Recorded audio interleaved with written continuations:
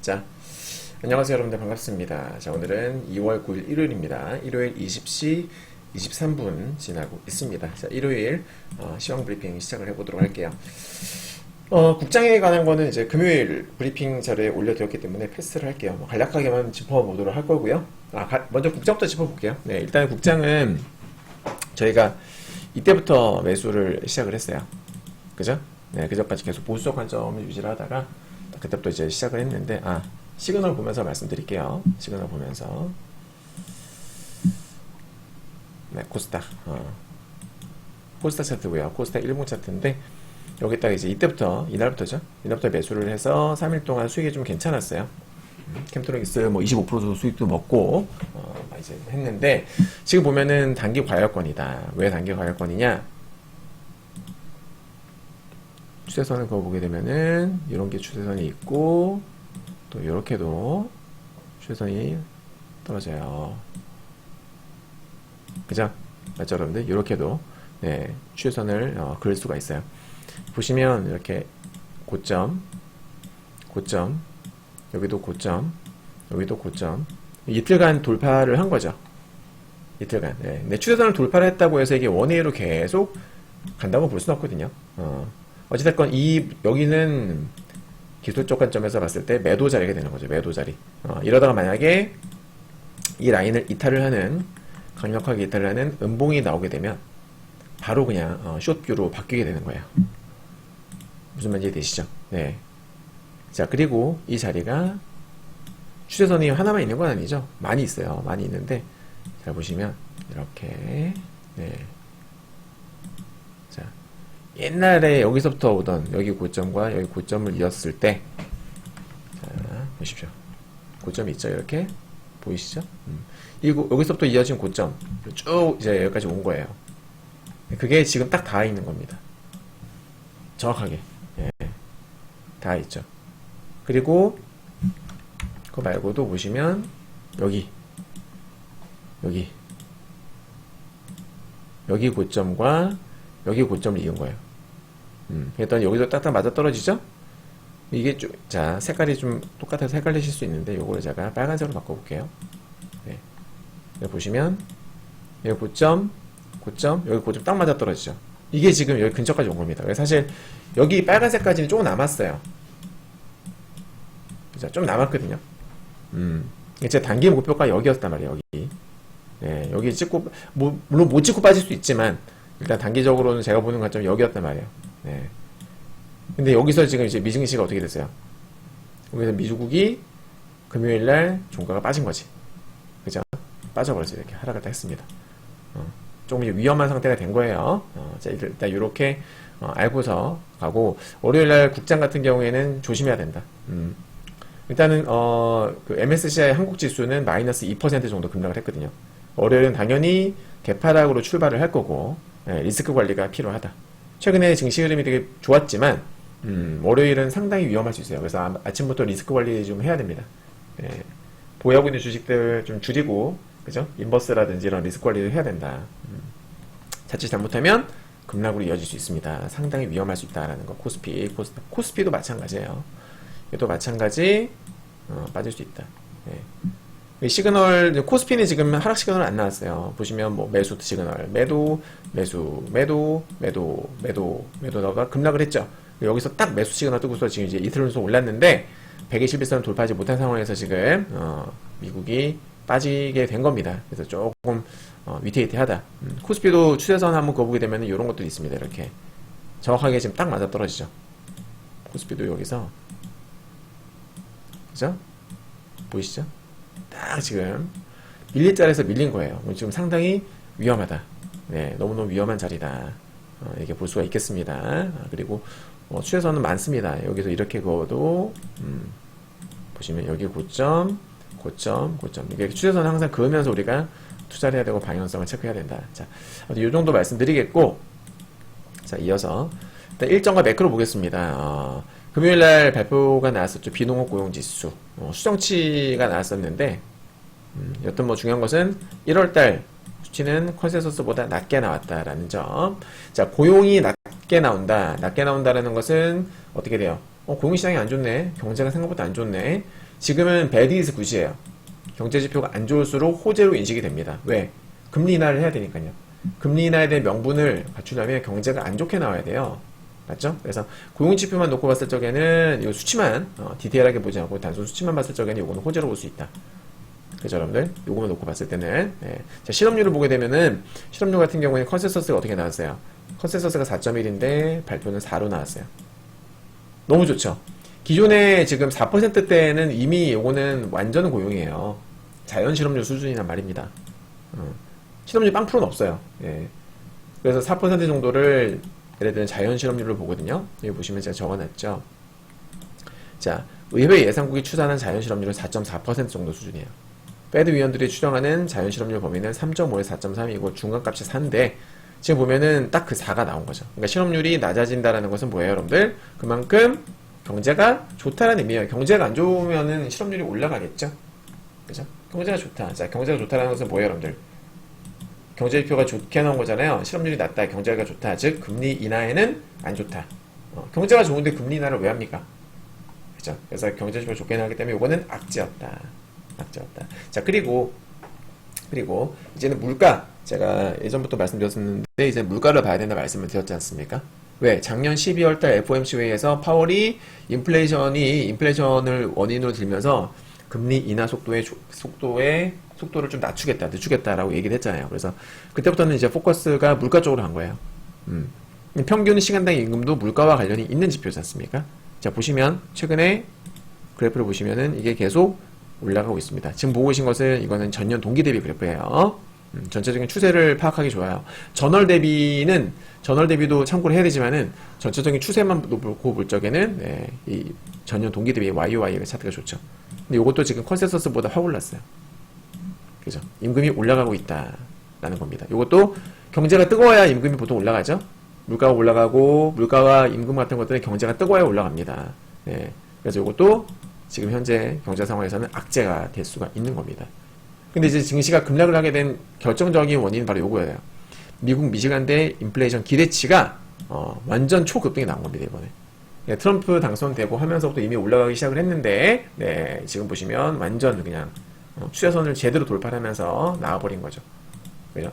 다들 지금 벌벌벌 떠고 있는 겁니다. 트럼프가 이제 관세 전쟁을 일으키기 시작을 했고, 보복 관세 관련 뉴스도 막 나오고 있잖아요. 이런 것들이 지금 이렇게 여기 영향을 크게 미친 것으로 분석이 된다. 물가가 다시 뛰게 되면 최악의 경우에는 어떻게 돼요, 여러분들? 최악의 경우에는 금리 인하는 고사하고 이제 금리 인상 카드를 꺼내야 될 수도 있는 거예요. 최악의 상황에는. 그죠? 길게 봤을 때 이런 상황이 지속되면 말이죠. 당연히 시장에는 좋을 수가 없죠. 네. 자, 다음 주에는 뭐가 있는가? 뭐 딴 거 별거 없고 12월에 12일 수요일부터 목요일까지 파월 증언이고요. 수요일 날에는 드디어 또 물가지수 CPI 소비자 물가지수가 발표가 되는데 이것도 이제 전년 동기 대비인데 보시면 어떻게 됩니까? 이거는 그거예요. 그 헤드라인입니다. 헤드라인 CPI고요. 최근에 흐름 보시면은 확실하게 반등이 나오고 있는 모습이죠. 네. 여기서 에너지와 식품을 뺀 근원 코어를 보게 되면은 얘네들은 살짝 올라갔다가 다시 정체된 느낌. 최소한 더 이상 하락하지는 않고 있었어요. 그 전까지는 계속 계단식으로 빠지다가 최근 한 3, 4개월째 계속 정체되는 모습을 보여주고 있죠. 맞죠? 네. 그래서 이번에 만약에 얘마저도 그동안 정체를 해오던 이 근원 CPI마저도 올라갔다. 그러면 시장은 아마 폭락을 하게 될 거예요. 어떻게 나올지 알 수 없습니다. 알 수 없어요. 네. 자, 그 다음에 생산자 물가지수는 목요일날 나오는데요. 마찬가지. 자, 전년 동기 대비 보게 되면 이것도 너무 뚜렷하게 올라가고 있죠. 생산자 물가지수가 쭉쭉쭉 벌써 2단 상승 중에 있습니다. 네. 안 좋죠, 그죠? 요건도 보시면은 얘는 코어입니다. 코어. 예, 코어고요. 이제 얘는 일반인데 헤드라인인데 마찬가지 똑같이 올라가고 있어요. 그러니까 생산자 물가지수는 확실하게 올라가고 있는 것 같죠. 이런 부분들은 시장의 부담 요인으로 작용할 수 있다. 자, 금요일에는 소매 판매가 발표가 됩니다. 자, 소매 판매는 전월 대비 수치를 보고 있는데 아무래도 이제 경제 미국 GDP 전체의 70% 이상의 소매 판매에서 나온다. 소비로부터 나온다. 그래서 소매 판매를 봐야 되는데 최근에 몇 개월간 계속 플러스 값이 나왔었어요. 계속. 그죠? 네, 경제가 여전히 지금 뜨거워지고 있다는 것을 알 수 있는 부분이 되겠고요. 이번에는 YOY 전년 동기 대비를 보겠는데 마찬가지 확실하게 올라가고 있는 것이 눈에 띕니다. 그죠? 경제가 좋아지면 금리 인하 못합니다. 맞죠? 경제가 좋은데 여기다가 금리 인하를 해. 금리 인하는 완화 정책이에요. 돈을 더 풀겠다라는 거죠. 쉽게 말하면은 시중의 유동성의 공급이 더 될 수 있다는 요인입니다. 네, 근데 경제가 좋아지는데 여기서 금리 인하를 더 해버리면은 경제가 더 뜨거워질 것이고 그러면 인플레이션 더 가속화가 될 수 있어요.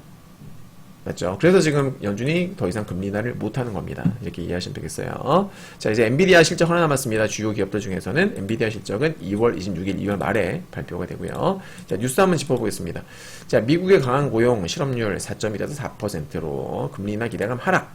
아까 제가 짚어드렸던 내용이죠. 자, 이와 관련해서 주요 기관들은 어떻게 평가를 했느냐.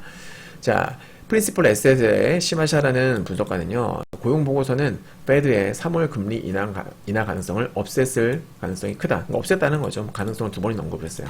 네. 없앴음. 없앴음. 큰 그림은 여전히 노동시장의 회복력 그리고 지속적인 임금 압박을 보여줌. 이는 페드가 금리를 곧 내려야 할 이유가 거의 없다는 것을 뜻함. 시장에는 안 좋죠. 얘도 안 좋게 보고 있는 거예요. 자, 더 중요한 것은 트럼프 행정부의 정책이 노동시장과 인플레이션 전망에 상당한 영향을 미칠 수 있기 때문에 당연하죠. 네, 지금으로서는 금리를 유지할 이유가 있다. 내리면 안 된다라는 겁니다. 자, CIBC 캐피털 마켓의 알리 제프리 이코노미스트는요, 노동시장이 전반적으로 견고하기 때문에 페드는 초점을 다른 곳으로 둬야 된다. 즉 재정, 이민, 무역정책이 인플레이션과 경제에 미치는 영향에 집중을 해야 된다. TD뱅크는 가장 큰 요점은 예상보다 고용 모멘텀이 더 강한다는 거다. 고용시장이 좋다는 겁니다. 그러니까 4분기에 월평균 20만 4천 개의 일자리가 생겼고 1월 수치가 조금 감소했죠. 컨센서스보다 낮게 나왔습니다만은 LA 산불과 추운 날씨 탓을 가능성이 크다. 즉 일회성 요인 때문에 1월에 좀 낮게 나온 것일 거다. 이는 2월에 또 반등을 볼 수 있을 것을 시사한다. 게다가 실업률은 8개월 만에 최저치로 떨어졌고 임금 성장률은 더 큰 지속력을 보였다. 몇 달 동안 인플레이션 진전이 정체되었고 새 행정부의 관세 불확실성이 커지면서 페드는 여름까지 금리를 동결할 가능성이 크다. 페드의 아드리아나 쿠글러 이사는요, 1월 고용에 대해서 약화하지도 과열 징후도 보이지 않는 건강한 노동시장에 부합을 했다. 올해 1분기에도 탄탄한 성장세가 이어질 것으로 예상한다. 최근 인플레이션의 진전이 더디고 불균등해졌고 인플레이션 수준 또한 높은 상태에 머물러 있다. 또 새 정책 제안들이 경제에 미칠 영향에 상당한 불확실성이 존재하다. 결국 다 똑같은 맥락이에요. 그죠? 불안하다라는 겁니다. 금리 인하 지금 못한다 그 말이죠. 자, 금요일에 나타난 뉴스죠. 트럼프발 관세 전쟁, 다수 국가 상호 관세 발표로 확정되나. 네, 뭐 다들 알고 계신 내용들이고요. 자, 일본 기준금리 1% 넘게 오를 가능성, 엔화 9주 만에 최강세. 좀 전에 제가 그 다른 영상을 통해서 보여드렸었는데, 네, 엔화 차트 잠깐 보여드리면은 엔달러 이거 심각합니다 지금. 그죠? 엔화가 보시면 이게 자. 작년 7월달에 막 초급락을 했었어요. 7월달, 8월달에. 그때는 이제 엔화가 급등했던 이유는 기준금리 인상에 대한 우려 때문인 거죠. 그죠? 네. 기준금리. 원래는 3월달부터 마이너스 금리를 끝내고, 마이너스 금리에서 0.1로 올렸었어요. 이 일본의 BOJ가. 원래는 마이너스 0.1이었거든요. 네, 마이너스 0.1에서 3월달이었죠. 3월 말에 3월 19일인가 그랬을 거예요. 그때 0.1로 올렸습니다. 그리고 이제 7월달에 0.1에서 0.25로 올린 거죠. 그리고 이번 1월 24일날 0.5로 올린 거예요. 그러니까 총 3번에 걸쳐서 이제 금리 인상을 한 거죠. 네. 근데 앞으로도 계속 금리 인상은 지속될 가능성이 매우 높다. 근데 엔화가 올라가게 되면 아까 제가 설명드렸던 부분, 엔캐리 청산 공포가 커지게 됩니다. 엔캐리 청산 공포. 그동안에 마이너스 금리자. 쉽게 말하면은, 은행에다가 돈을 넣어놓으면 안 되는 거예요. 그죠, 여러분? 네. 은행에다가 돈을 넣으면 오히려 돈을 내야 되는 상황인 거죠. 그죠, 여러분들? 벌금, 수수료를 부과하는 거예요. 이자를 지급을 하는 게 아니에요. 제로 금리는 이자가 없는 건데, 마이너스 금리는 오히려 수수료를 내야 되는 상황이 되는 거예요. 쉽게 말해서 뭐예요? 은행에다 돈 넣지 마. 야, 니들 은행에다 돈 넣지 말고, 빨리빨리 투자를 하란 말이야. 기업이라든지 가게에다가 더 많은 돈을 대출을 받도록 유도를 하는 거죠. 야, 투자 받아가지고, 여기 돈을 빌려가지고, 여기저기 투자를 해. 돈을 써. 이런 겁니다. 맞죠, 여러분들? 네. 그래서 투자 이런 것들 소비라든지 이런 투자를 촉진하기 위한 정책인 거예요. 강력한 정책인 거죠. 근데 그래서 이게 이자 없는 상태로 돈을 빌려가지고 달러에도 투자하고 금리차를 이용해서 미국의 주식도 투자하고 부동산에도 투자하고 했을 거 아니에요. 코인도 투자하고. 근데 지금 어떻게 돼요? 엔화의 가치가 막 올라가고 있다 지금 최근에. 엔달러가 떨어진다는 소리는 엔화가 올라간다는 소리예요. 엔화가 올라가게 되면은 자 제로금리일 때는 엔화 가치가 많이 낮았겠죠. 당연히. 그죠 여러분들? 마이너스 금리일 때는 엔화 가치가 낮았단 말이에요. 근데 지금 엔화 가치가 올라가고 있어. 그러면은 마이너스 금리 때 빌렸던 사람들 입장에서는 어때요? 수익이 줄어들거나 마이너스가 날 수가 있는 상황이에요. 그래서 빨리빨리 어떻게 돼요? 엔캐리 트레이드 포지션을 빨리빨리 청산을 해야 된다고. 청산을 해서 어떻게 해요? 다시 청산한다는 것은 만약에 엔화를 달러로 환전해가지고 매수했던 미국 주식을 매도를 해요. 매도를 해서 매도하면 달러가 생기죠. 다시 그 달러를 엔화로 다시 바꾸는 거예요. 맞죠? 엔화로 바꿔가지고 갚아야 되는 거죠. 엔화를 빌렸으니까. 그래서 엔화를 계속 바꾸게 되면 또 엔화에 대한 수요가 올라간다고. 그런 것들이 엔화 급등을 또 가속화시킬 수 있다. 맞죠, 여러분? 그래서 엔캐리 트레이드 입장에서는 그 투자자들 입장에서는 지금 서로서로 너도 나도 서로서로 먼저 지금 엔화로 환전을 하려고 할 겁니다. 네. 그래서 지금 이런 것들이 글로벌 자산시장에 악재로 작용할 가능성이 매우 높아졌다라는 거예요. 조심해야 됩니다. 네, 이건 나머지는 제가 다 지난 브리핑 때 설명드렸던 거니까 패스를 하도록 할게요. 위험해요 지금. 안 좋아요. 그죠? 네. 자, 이거 아까 제가 다른 영상을 통해서 설명드렸던 내용이니까 이건 패스를 할게요. 패스하겠습니다. 그리고 경제 침체 우려가 예전에도 말씀드렸는데, 자, 27주 연속 장기 실업자 추이. 자, 이것도 최신 걸로 제가 한번 업데이트 해보겠습니다. 최신 걸로 업데이트 할게요.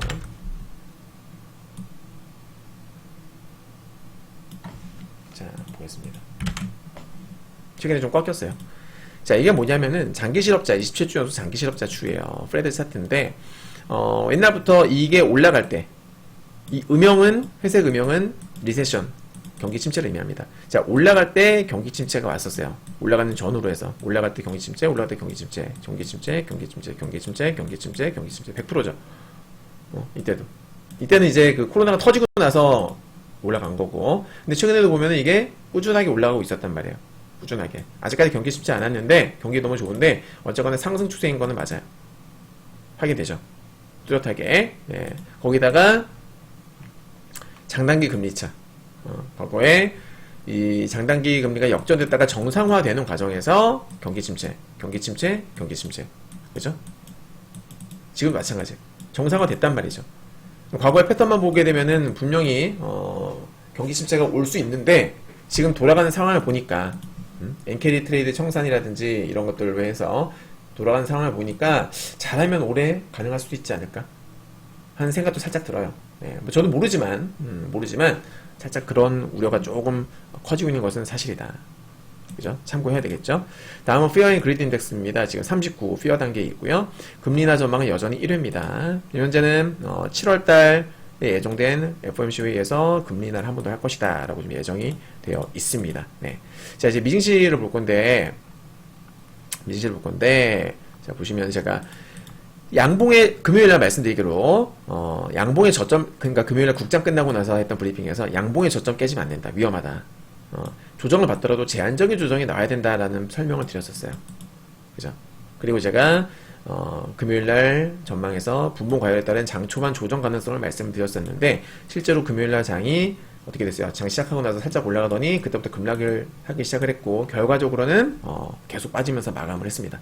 네. 맞죠, 여러분들?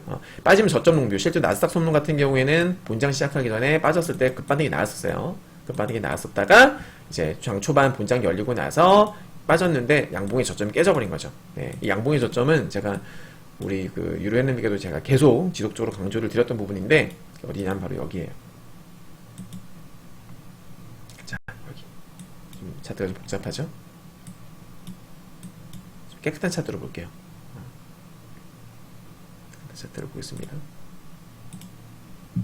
여기 보시면 선물 차트로 보자. 선물 차트가 깨끗하니까. 자, 보시면 자, 선물 차트입니다. 제가 우리 그 유료연님께 계속 말씀드렸던 게 여기에요.